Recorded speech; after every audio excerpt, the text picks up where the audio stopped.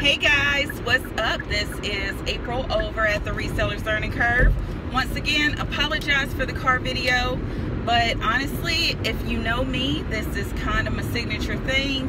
I have a nice leisurely pace here on the freeway, and I really don't know if I'm going to remember to shoot this video later or if I'll have time, so I'm shooting it now.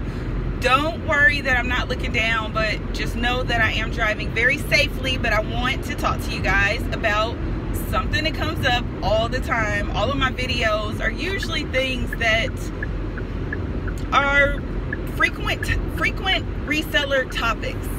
Frequent reseller topics.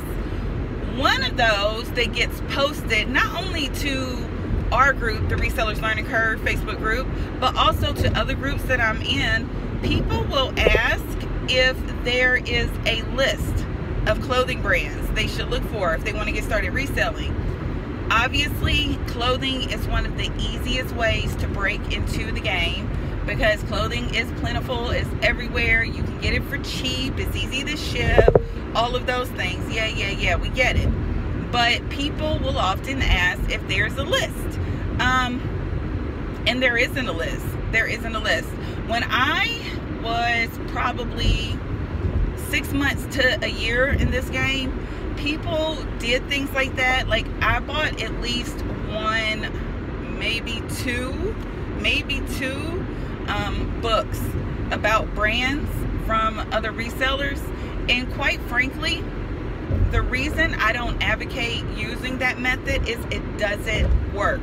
That's not the way that you're going to learn to source quality items, is by memorizing brands. This isn't a pop quiz.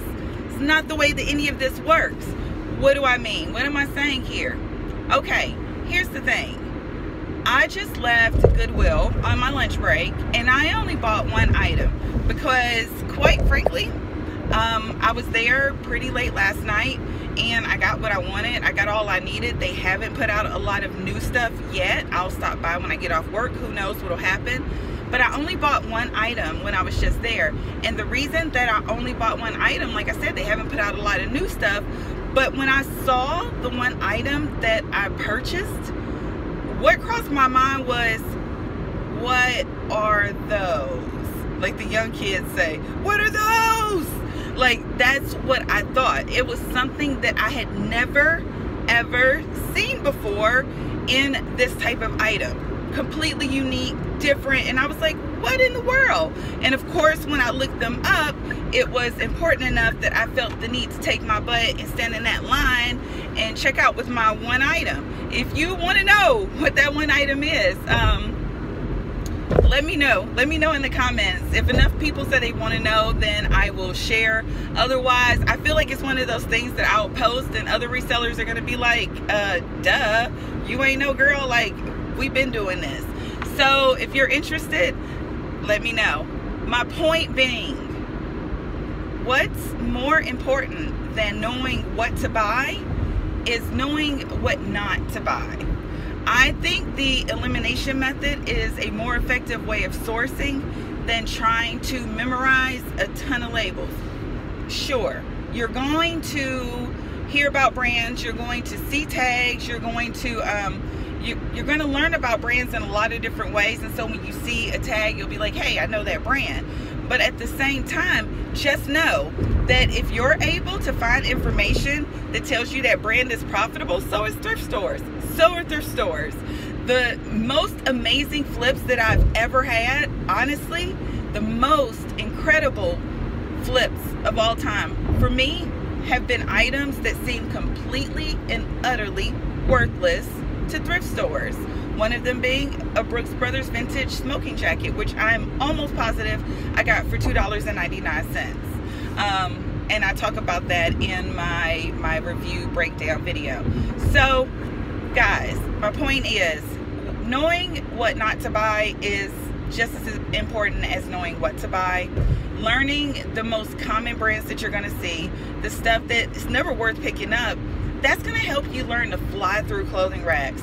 And if you're going to be a clothing seller, I hate to tell you this, but you really got to learn how to fly through some racks. When people see me in thrift stores, that's the number one thing that prompts them to ask me if I'm a reseller. It's just the way that I'm going through the racks, because I know what I don't want. So the interesting items, the unique items, the possibly one-of-a-kind items, that's what you're looking for. That's the key. That's what's going to keep you in this game for a very, very long time. Not selling what everybody else is selling. I know there have been men's shirts that I've sold that I never heard of the brand. Nobody that I know ever heard of the brand. And I still got great money, top dollar. So it depends. Your job is to learn what makes items desirable and make your buying decisions based on that. So I hope that this has been helpful. I hope that I made a little bit of sense to you guys. And like I said, if you're interested in what I did pick up, let me know and I'll shoot a video about it. I got to do some prep work with this one item, but if folks are interested, I would be more than happy to talk about it, because I think it would be a nice little history lesson and some research. And you know how I love my research. So guys, I hope you're out there picking, having a wonderful day, and I will talk to you very soon. Later.